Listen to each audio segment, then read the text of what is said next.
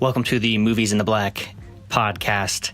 This is part 2 of an interview with Ryan Haggerty, who is a indie film producer and freelance new media producer. He does a lot of stuff with live, video, social media, and videos for nonprofits and commercial stuff. He can talk about that a little bit more in this episode. It's a really valuable episode for those of you just getting started in freelance or those of you kind of still in that early stage. There's a lot of really practical information in this episode, and I think we really got a good one here. If you're listening on iTunes, it'd be really helpful if you could give us a review. Honestly, anywhere that you're listening, we're on Spotify, we're on Stitcher, YouTube, all the above. So wherever you like to listen to podcasts, look for us there. And your rating, likes, add us to a playlist on Spotify. That stuff really helps. It helps us show up more for organic search, which has been happening more and more with each new episode. So that's awesome. So thank you so much for the few of you who have already done this. But it also just kind of helps us know that we're on the right track. So thank you again for listening so far. And let's get started with this episode. Welcome back, Ryan. Hey, how you doing, Greg? It's almost as if we literally just recorded another podcast and I'm recording this one now. It feels that way sometimes. Yeah, it'd be like that. Is that what the kids are saying? You got it, fam. Oh, geez. So lit. Anyway, this one I want to talk more about your freelance because I think that's interesting. You are doing pretty well with it. So I think that it's a valuable thing for a lot of people to learn from you, from what you're doing that you feel like are successes, and also maybe some of the challenges you're still facing as a freelancer. Yeah, sure. I mean, it's something that whether you're getting into it to start with or you've been in it for a while, you're always learning because it's a business, right? So I think that term freelancer gets thrown out there and people think that you just go and you know, maybe work for somebody else or a bunch of clients or whatever, but really you're managing a small business. Mm-hmm. That's something you come to terms with really quickly, right? When you have to pay your taxes and all that. But yeah, choosing to get involved in freelance was a decision I made coming out of teaching and having taught for a while, wanting to get back to doing more. So that was a very exciting prospect. But when it comes to being in a place that supports a freelance lifestyle, being in rural PA versus in more of an urban area like Pittsburgh, it certainly made it an easier decision to make because Pittsburgh has a lot of things that support freelance activity. Yeah. So Pittsburgh currently, they have a large medical industry. They have a lot of tech that's being developed with their universities and other companies in town, and then education in general around the universities and stuff like that. So there's kind of a live and growing sort of marketplace in Pittsburgh around those industries, which lends itself to things like marketing and doing events and being able to build brands and things like that, which then you start to find these companies outsourcing for freelance. So yeah, part of it is running a small business, but then part of it is also realizing what kind of work is in demand based off the market that you're actually based out of. And being able to respond to that and have the right talent to do that kind of work. Yeah, it's definitely challenging to be in a rural area and do the same thing. I find it beneficial for myself because I don't usually work for my ideal client is not someone who's local. My ideal client is the 1 or 2 clients I have in LA. I have a client in Seattle now, and I have a client in Austin, Texas. Mm-hmm. They can pay me a rate that to them seems much lower. And to me here, because of the standard of living difference, it's a decent amount of money for me. So that's really the only way I see it possible to make a living doing freelance in a rural area is if you're doing work outside of that area. But if you're in a city, it's totally different. And there's a lot of, I think, something to say for the fact that you're not the only person doing it in a city too. There's a lot of other infrastructure laid around. Companies are used to working with freelancers. You can talk a little bit maybe about Work Hard Pittsburgh. There being kind of these co-working spaces and networks that have developed that really facilitate freelance type work, and just in general the whole culture around that is much more knowledgeable about it. So there's more that you can use as resources in the area. The gig economy. Yeah, that doesn't exist now. We have 2 Uber drivers in DuBois.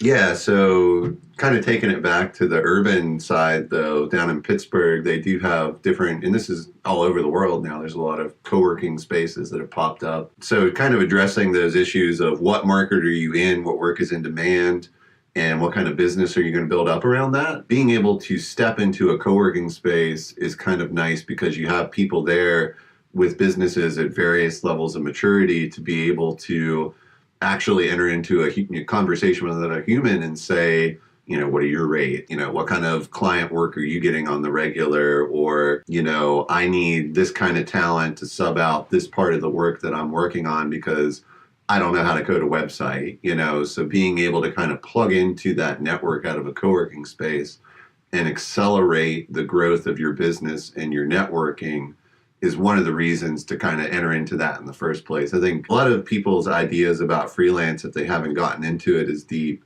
is that maybe you start off working from home and then you're going out to a coffee shop to meet clients or something like that, which a lot of people can do. And I think that is a lot of ways that people start their small businesses, whether we're talking about creative media or people selling a product or providing a service. A lot of people kind of look at it as like a little cottage industry sort of thing they start off with. And if you can maintain that style of life and be that remote writer that's doing articles for Forbes or whatever, fantastic. But I find when it comes to generating leads, when it comes to kind of resourcing talent, when it comes to tackling some business-related challenge that you may be having on your own and being in a bubble, it's a lot harder to do in the field of digital media work that I do. Like, I'd rather be in that space with other people and, for one thing, hear what kind of work is available. It's nice to kind of learn and grow from others, like having that human interaction and contact. Even though we're not all working in the same space, doing the same exact thing under the same business, kind of nice to just hear like the trials and tribulations from other people. It's nice to hear about their successes and hopefully learn from that and kind of, like I said, accelerate what you're trying to do. Yeah. So do you feel like when you transitioned from teaching to doing freelance again, which you had done it in the past before that, and you've also kind of did some of it while you were teaching, so it wasn't like you were completely starting from scratch. But moving to Pittsburgh and getting involved with co-working space, Work Hard Pittsburgh, did you feel like that was a benefit that you had when you first came in, was the ability to kind of get into that network of people that are already doing projects and learn from them what kind of businesses are looking for the types of services you have? And do you feel like now you're kind of on the other end of that where you're helping people get into that industry? Yeah, I mean, anything that you're spending money on in your business is an investment, right? So whether you're pining on B&H photo over a lens and you're like, I could really use that.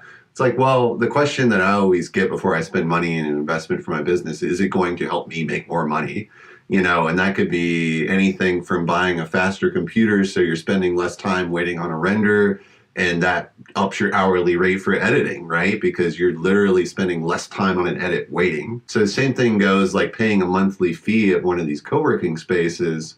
You do have to kind of look at it as, are there other freelancers that are in some of the same fields that I am? I mean, I think that's a good question to ask. Also, are there other opportunities within the space? So Work Hard's a little unique that we have an in-house entity that is a ad hoc digital service agency that people can participate in. So if you're thinking about, I have a handful of clients and maybe you're somebody that does social media management, and now you want to step in and perhaps through your co-working space, somebody else needs that service. Or maybe you have a photographer over here and they want you to manage their social media. There's just a lot of opportunity to kind of expand your portfolio. And then beyond that, I think it's also, like I said, being able to resource that talent. So rather than you as a business having employees, you have other freelance talent that you can tap into to scale up a project. So maybe at this current point in time, you're running a video production business, you're going out and you're filming lectures, right? And there's like a lecture series and that's what you're able to provide. And that's at this package rate and that's generating this amount of revenue for your business. Well, great. But then you're starting to get into the scene and you're going, oh, well, people are doing live stream events now. There's a conference going on and, that's multiple days and I need like 5 shooters or whatever. Knowing that you have an in-house vetted network that you can rely upon and you're kind of familiar with each other's rates and you're kind of familiar with what the gear is that they use means that you can take on that bigger project and you can go and scale up and you can look as big or as small as you need to for a given project. There's a ton of benefit, I think, to being in that space. And it kind of, as a professional, also challenges you to be a better professional because you're not at home. You're not walking around and, your pajamas or whatever the stereotype is that people want to throw out there. You're doing business amongst a bunch of people that are also doing business. You know, when I work from home, which I do quite a bit now, I always get dressed in my like business casual because otherwise there's like an emotional thing. Like I have a separate room that's my office, and I don't really get any work done unless I get up, get a shower, have my coffee, basically do everything that I would normally do to go to work, and then go to my office, and it's like, okay, it's work time. So it's like I have to build that psychological thing. And I used to work out of Work Hard Pittsburgh. I didn't do it for very long, but I had a similar experience where it was, the big thing for me was, and I think a lot of freelancers when they're first starting out is figuring out what the hell to charge.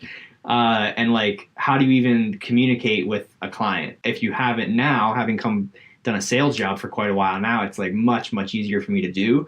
But before, that was the big hurdle, is like, A, how do you even start that conversation? And B, where do you find the work? And C, how much do you charge once they ask you? They're like, great, I want to work with you. Now, how much is it going to cost? You know this. I way undercharged for like everything for a long time. Do you have any advice for people that maybe haven't found a network of supporting freelancers where they can kind of learn or hone those skills that help them get started as a freelancer? Sure. Yeah. I would say the price and the rate issue is more of what does it cost to run your business. I know you tie that into the client, and sure, yeah, clients have limited budgets, and there's ways that you need to consider your rates and your price in terms of the size of the client that you're working with and, what it's worth to them. So you really do need to sit down and consider how much money you're trying to generate with your business in a year. And there's a lot of good, like if you go out and Google, there's a lot of guides out there where freelancers who have run businesses much longer than I have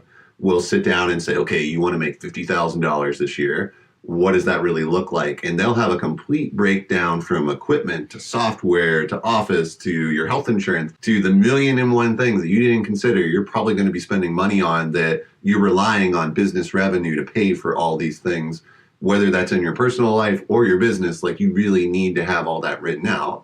So an issue of price, you need to really know what you're spending money on, and also what market you're working out of. You had referenced before that you had some remote clients in LA, which LA is going to be way different from even Pittsburgh, which is going to be way different from, rural PA DuBois. Yeah. So you need to know what your market's going to bear. So the issue of price, you really do need to sit down and do some homework and maybe research online what you can find through some other freelance sites. And you do need to consider when you're newer that maybe you can't demand a super high price, but you also don't want to undercut yourself to where you're setting a market rate that now you have to live with for the next year or 2 years or whatever that might be. Yeah. Because you can change your rates annually. That's something that is kind of expected and you should broadcast to your clients. But within a year, if you start off at a certain rate, you're kind of married to that, especially if people are talking to one another and telling others about your work. They might also be quoting that rate. So you need to be careful of what ends up in that contract or that proposal, that it's something that is a livable rate for you to pay your taxes, for you to, pay for your laptop or whatever other your business expenses you might have. When I first started doing freelance, so in like a year ago, when I really started doing it and making money off of it, rather than before when I had tried to do it and definitely was not making it work. I used one of those calculators and I mean, like you said, you can Google it. There's a bunch of them. I used one of those calculators too. And I made it like, I need to make minimum pretty much like 18 grand a year here to live okay. Ideally, I'd like to make a lot more than that. And now my rates, if I'm meeting my hourly goals for a week, will bring me closer to $30,000 to $40,000, which here is a really nice living. If I was living in LA, I would be barely scraping by at that. So you have to consider those things, and be very realistic about where you're at. And if you're starting out, go for that lower, like say, what is the absolute minimum I can live off of right now, and also pay my taxes, also pay my health insurance, also pay for my equipment. And then that's where your rate should be. There's another piece to it besides just the how much do I charge as an hourly rate, which I do suggest people charge hourly rates. A lot of people, or at least if you're going to do a project base, figure out how many hours it's going to take you to do, estimate it, and then charge the project. But Yeah, you need to know the complete breakdown for how many hours in human labor it costs you to complete the work for sure. But I guess what you're getting to is you don't necessarily need to broadcast each of those out to the client. Yeah. You can be a little bit more opaque about how you're representing the final retail number to the client with the markup and everything. Yeah, absolutely. And there's definitely a degree of getting more efficient too. Is like, I consider if I'm booking a client that I'm going to have for a year, that the project, each video, like I'm doing one now where I'm doing a couple of videos a week for somebody, and each video right now is taking me about 3 hours, but that's because I'm not used to the workflow yet. I'm assuming eventually I'll get that down to 2 hours, maybe even below 2 hours. So when I was quoting the price per video, I kind of averaged out what I think in like 2 months I'll be doing hourly for it, rather than what it's taking me right now. But also, if I get even more efficient and get it done in an hour 6 months from now, then my rate essentially doubles. Well, and the other thing to consider with price too is when you first start off, it might just be you, right? You're the point person for talking to the client, all the way through to doing all the hands-on work with the project, all the way to the final deliverable going to the client. It might just be you running that business and you're not collaborating with anyone else creatively or whatever. And so you're just thinking about like, what should I get paid maybe just to do the hands-on things? Like maybe that's where your brain's at. Like I'm going to go film this thing and maybe there's a script that gets written. Maybe there's some editing involved. And I'm going to put rates for each of those things. But you're potentially leaving out things like, well, I got to go meet with the client for an hour. I've got to research music for this project. I've got to also, come up with some emails that are going to happen over the next 3 months. And that takes 3 hours of my time. And I've got to make sure the thing gets uploaded. Like there's a ton of tasks that are more, and this is what we get into project management, right? Yeah. So when you're doing it on your own, you don't really consider, sometimes project management is a thing that costs money. But if you take a step back and say, okay, what if I was managing this particular project for a client, but I had somebody else that was doing these hands-on things? What am I getting paid for at that point? Yeah. So when you step back and look at it like that's that, you start to think about, sure. They're paying me to make sure this thing happens in a quality way, that from the beginning to the end, whatever they said needs to be in there gets translated from the very first meeting all the way to the final deliverable, that I am assuring that this thing's going to go down well and they're going to get the most value out of this product that we're making for them. Like that task of managing the project is super valuable. Yeah. And there should be a price tag on that. Well, that's why there's jobs for project managers in big companies. So that's an interesting thing and I think that's actually a pretty nice little nugget there. And how do you grow, right? Yeah. Because if you really think about it, growth means you being able to take on more projects as a business. So at a certain point, you literally can't make any more hours in the day. And so you have to kind of decide, within those tasks, what is the thing that you're going to specialize in or that you're going to commit your time to? And so, let's say you are really good at handling the client. You have an expertise in all the hands-on things that you know what you're talking about and how to do them. So you could manage another human, another talent to do that. So if you factor in a certain amount of project management, you can make money off that project still and never touch the camera, never touch the editing, software or whatever. Yeah. And still maintain that client in that project and come out with revenue on the other side. And now you've put somebody else to work within that project, so you're able to spend less time doing the hands-on, spend more time project managing and taking on additional projects. Yeah. Wow. Well, that's a good, no, that's to me, it's that's where my brain goes a lot of times when I'm thinking about projects, because I feel I'm naturally more of a producer role where I like to hire people to do things, unless it is something where someone's hiring me to edit a video every week. And at a certain point, there's no longer a lot of handling that goes along with that just because of the established workflow. They're basically the project manager hiring me to do the subcontract work in some cases. But I do think that is a really well put way to explain that for just for me, but also in general for the audience, for people to really take that seriously and understand the value of that. And I know working for businesses, they expect that. they understand that is part of the cost of, most of them understand that it's part of the cost of getting a project done and getting it done well. Well, and most people are already doing it. They're just not paying themselves for it. And I think that's the part where when you're, if you're spending the time to do the budget to figure out what your hourly rate should be, you need to make sure like you're taking on enough projects within a year. And then the decision becomes like, well, how do I, like you said, you can't add more hours to the day. Yeah. But you can always change the task that you personally are responsible for. You just need to ensure in the budget you're getting paid to do it. Yeah. So touching on a point that you had brought up earlier with clients and kind of just chasing down work, which is related to budgets and your rate and everything, but I wanted to kind of frame it a little differently. So just client engagement stuff. Like the way that I've kind of learned to think about it more and more is the goal is to establish a working relationship with the client. So as much as it is for them to sign the contract, like that's definitely important. They need to sign that. Just entering into a conversation with a client though, as you're thinking about like sales and leads and all these sorts of things. I've gotten a lot of times where I'll get a message, an email, something like that. And somebody's like, I have this project that needs done. How much is it? And I think there's certainly industries like maybe wedding videography or photography that has package pricing and people are able to price shop and, look at the photos and go, cool, I think this is who I want to work with. And like in their minds, maybe have committed to it. But if somebody asks me how much a project costs, like even if I have a price in mind, I still want to talk to them. And the simple reason I want to talk to them is because I want to find out, is this relationship going to work, right? So whether you can just get them on the phone, like meeting in person can be really useful too.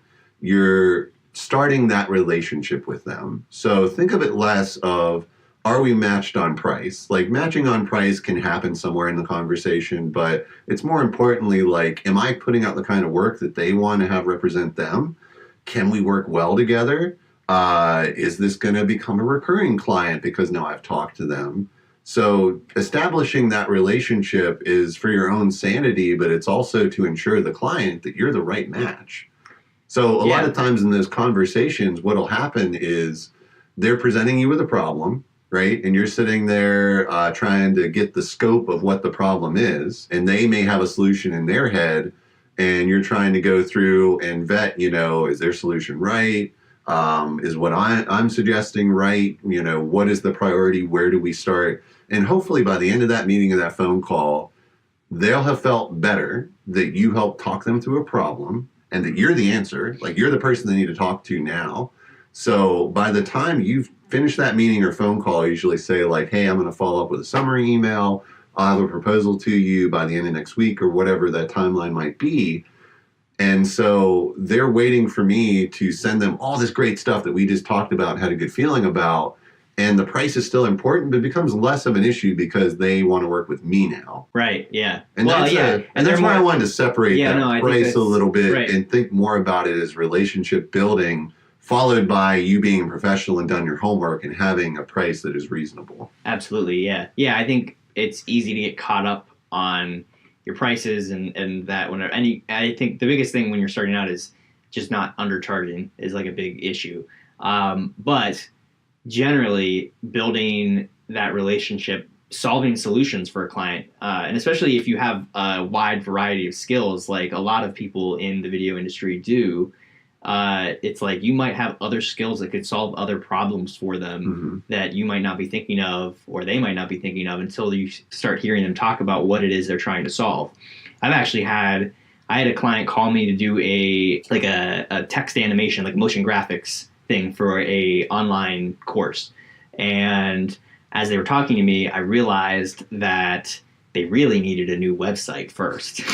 So then I build websites too. So it was like, okay, well, I mean, we can do this, but I really think, and they hadn't even considered that, and it's like, I'm sure they appreciaed that though too, Absolutely. That you weren't, if you had just taken the gig and the money and been like, well, it's not going to help them, but whatever, I made my money. Like, did that really help them? Exactly. Yeah, it wouldn't have. And that's what I saw. But if I hadn't had the experience that I have in sales now, I probably wouldn't have identified that other need because I wouldn't have really searched for it in the way that I was talking to them. And I don't know how to develop that other than just trying to kind of look at things from a bigger picture of like what the business is and being okay with asking them, like, why are you looking to do this project in the first place? Because a lot of times their solution may not be the only solution that they're open to, because a lot of times they're just trying to solve a problem.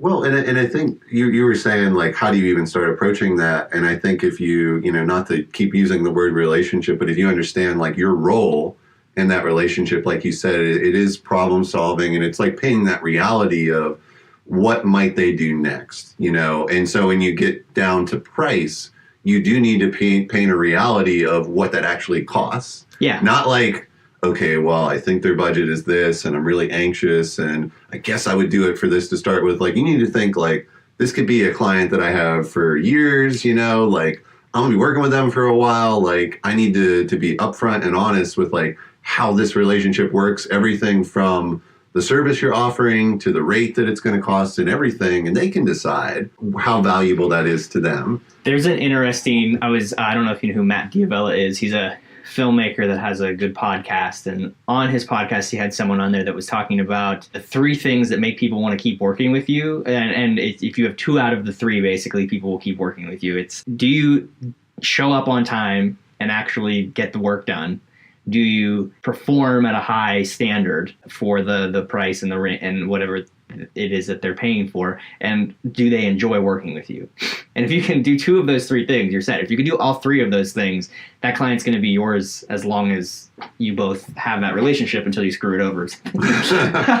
Or they run out of money or whatever, go out of business, something. Yeah. But like, I think that's really interesting because a lot of people think they have to be perfect in every regard, and it's easy to not value that personal relationship that you end up having with the person that's hiring you, or a professional relationship, but you as a person matter in the relationship. Because if you think about, filmmakers might get this in this circumstance, the people that you've worked with on set that you would call back are not necessarily the people that have the highest quality work that they're outputting. It's usually the people that you enjoyed working with the most. Mm-hmm. And that kind of, obviously you want both of those things, and obviously showing up on time is really important too, but people are a little more forgiving about certain things, or at least can adjust their standards. But if you're a total asshole, right, and you showed up on time, did great work, and you're a total asshole, it's like I might hire you again because you showed up in time, did great work. But if you just do great work, but you showed up late and you're an asshole, it's like, no way. Like, yeah. Not hiring this person again. It's an interesting way to look at it. Yeah. I mean, it's all about those expectations, for sure. Yeah, just kind of going back to the idea of the project management being a key part of that relationship with the client. I know there's a lot of anxiety around a lot of these issues, whether it's first putting that price down in a proposal or a contract. You know, when something goes wrong, like that's like the worst, right? In your own head, you build up this thing that's like, oh my God, they're going to be so mad. And when I say wrong, it could be a minor thing like, oh, you know, so-and-so is sick and like they didn't get the edit done and I can't get it to you till tomorrow morning. Or, you know, when we recorded that podcast, your remote guest, there was a glitch and like we can't use this 10 seconds of audio or whatever. I think the worst thing you can do in any situation where you have bad news and anxiety about it to deliver to a client is to delay that information getting to them. Like, it's probably not as big a deal in your head to begin with. Secondly, the sooner you tell them, the sooner they've had time to adjust their expectations. And that is part of your job as project management, is to be a communicator and to be open and transparent about things, and also to have a way to solve it, obviously, at that point. Yeah. But if you wait 2 or 3 days and they get that information, you're that much closer to a deadline, or you're that much farther behind on playing catch up. Yeah. Like, you've done a worse job of managing that client's project than if you had just come forward and at least given them an expectation of what happens next, because that's what they expect from you. Problems happen. And any business owner knows that problems happen and arise in any kind of project. They have that happen in their own business. So keeping that in mind when and I get it, because like that's probably my biggest issue with working with clients, is that I get really in my head about like, how are they going to react if I like bring up this problem or make this suggestion. I'm trying to get over that because I know how important that is. The anxiety builds too. Like the first day when it comes up, it's like, okay, I should probably tell them this, but like I'm just going to solve it and then it won't be an issue. And then it like builds into a bigger issue maybe. And then it's just like 3 days in, it's like, well, now they're going to be really pissed because I didn't tell them. There's a lot, you can self-sabotage yourself a lot when you're working with that kind of thing. Yeah, I mean, a lot of it's just, it's like anything else. You just put yourselves in their shoes and think about, like, okay, like, what is their goal? What are they trying to accomplish? And what are the ways that I can facilitate that to happen? So whether it's the initial sending out of the price and the scope of the project, and you're like, just need to be honest about what is accomplishable within a budget or whatever, like, they're expecting all this from you. And That's the thing. We have to deliver these things regardless of our personal feelings about it or our own emotion and anxiety about it, and realize, oh, I'm doing them a favor by letting them know about this problem, or I'm doing them a favor by showing them this is really what the budget looks like. Is that going to happen now, or is that 6 months from now? Because they're running a business, they're doing a thing amongst all of this going on. They're still doing, whatever they're doing doesn't stop just because I have anxiety or the project has, like, a snafu or whatever. Is there a point whenever someone's first starting out that you feel like, and I'm talking hypothetically, obviously both of us aren't in this situation, but someone that's really just starting out doing some kind of freelance, maybe they have a little bit of the technical skills but don't really have a lot of work to show for it. Like, let's say they're a filmmaker and they're trying to figure out a way to make more money doing that kind of work rather than their full-time job and just making films on the side.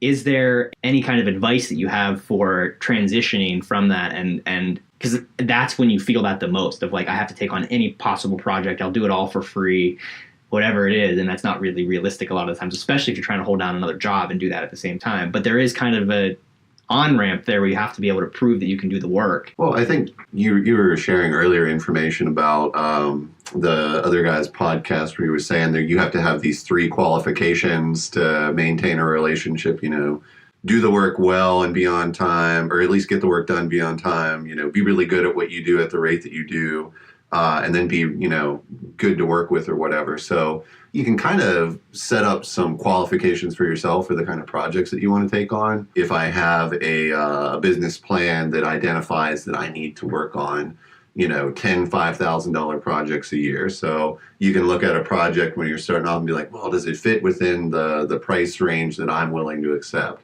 Yes or no? Maybe you want to learn from collaborators and get to a certain workflow. So maybe you're doing social media at a beginner's level and you want to work with somebody who's like taken on some major campaigns and they're willing to show you this and that. And it's not the greatest rate, but you're going to get to see how a campaign is run. That's probably a worthwhile project to be on, just because you're gaining knowledge and skills that you previously didn't have. And it's not like anybody's paying you extra to gain those knowledge or skills, but it's valuable. And then beyond that, I would say if it kind of helps you to network into something. So if maybe there's a big nonprofit gala event and you're doing photos for it, but you're getting to shake hands with a bunch of people who have jangly jewelry and deep pockets, then, sure, like, that's not a bad gig to take on. So you kind of need to have your own set of rules on how it's going to get you to the next step. So when you're thinking about what your trajectory of your business is, and you're like, I know I want to get to these $5,000 gigs, but I'm at these $2,000 one now, like, is that gig in the same line of work that you're building within? So is it a wedding video, or is it a documentary? You really have to kind of have that built up in your mind as to how is it going to help you grow and build. And it can't just be that I don't have work. Like, that's not really a good reason to do that. So yeah, when you're taking those on, if you kind of have that litmus test to pass it through, I think it gives you a little bit less anxiety when you say yes or no to it, because you've justified it at that point. Yeah. Wow. I think that's really good advice. My thing with freelance work is I think we are at a point now where it is a viable thing. And I think certainly there's still some scary parts about it, whether that's when people are thinking about retirements and benefits and all these issues that are coming up in different areas. Like New York has some freelancer laws that are starting to get on the books, that now is a good time to get into it because it is a little bit of Wild West. And if you're the kind of person that likes adventure and risk, like, it's a good time to be here. And at the same time, there is enough of a shift in markets that freelance work is being considered professional work by a lot of larger businesses and people that don't necessarily want to do it in-house anymore, or have stepped away from that to use freelance workers. So if you're getting into it now, it's a good time. I would just say to kind of keep tabs on some of the things that might benefit you as a freelance worker, and to know your rights as well, and to kind of have that in the back of your mind. And you know, even if business is going well, there's a reason for us all to kind of band together and support some things that are... Do you have any resources specifically that you would suggest for people to kind of keep an eye on? I have the Freelancers Union. It's a big national site that they publish a lot of news about that kind of thing. They were actually part of the push in New York for the laws there. They're trying to pass basically the same types of laws in a bunch of other cities. They tried to do it at a bigger level and then realized like it has to be from the city up, basically. Yeah. So and they also have some health insurance options through the Freelancers Union too. Which are not necessarily the most affordable. I've looked into it, and I can get better insurance from the marketplace, but it's definitely something to look into to keep an eye on those kind of things. Those are some of the, I guess, most progressive things that are happening right now. But yeah, I would say to wherever you're living at within that community, find out the people that are involved in this kind of stuff, because it could be that you have a passion project that's related to your business, and through your network, maybe you can help get funded. Maybe you can plug in and find fiscal sponsorship for, which is necessarily saying that you're not a nonprofit, but you can get a grant that only applies to nonprofit to do this one-off project you're working on. So just be aware of the resources in your area and try to plug into that. And don't be afraid to talk about things like within your network, like rates. Like, how else do you know what the rates are if you're not talking about them? I think a lot of the stigmas that get built up in a regular 9-to-5 job workplace about not talking about your salary, not having as much information about how the business is being run and all that, has kind of stigmatized talking about these numbers and rates and sorts of things. But it's a good idea to know what your competitors are doing, or your friendly competitors at least, so that you know your rates aren't too low either. Yeah. So great. Where can people check you out online if they don't know already from the previous podcast that we did together? So you can find me at haggertymedia.com. I also have Facebook, Twitter, Instagram at Haggerty Media. And if you're interested in checking out like kind of the model at our co-working space, workhardpgh.com. And then we're also on Facebook and other social media outlets. Awesome. And if you didn't listen to it already, the previous podcast to this one, me and Ryan was a producer on Blood on the Leaves. We talk a lot about independent film, our experiences with releasing that, and a ton about distribution platforms and the kind of data they give us. So you can check that out. Or don't give us. Or the data they don't give us, yeah. Thank you, Ryan. Yeah, thank you, Greg. Thank you for listening to this episode of Movies in the Black. Again, if you are on iTunes, leave us a review. If you're on Spotify, add us to a playlist. If you are anywhere else, give us a share. Share us on Facebook with someone that you think would be interested in listening to this show. I really hope you got some good value out of this episode. I sure did. Every time I talk to Ryan, he's just a wealth of knowledge and information, and he's really killing it with his freelance business. I'm so happy to know him and see him succeeding so much. So thanks again for listening, and we'll see you next week.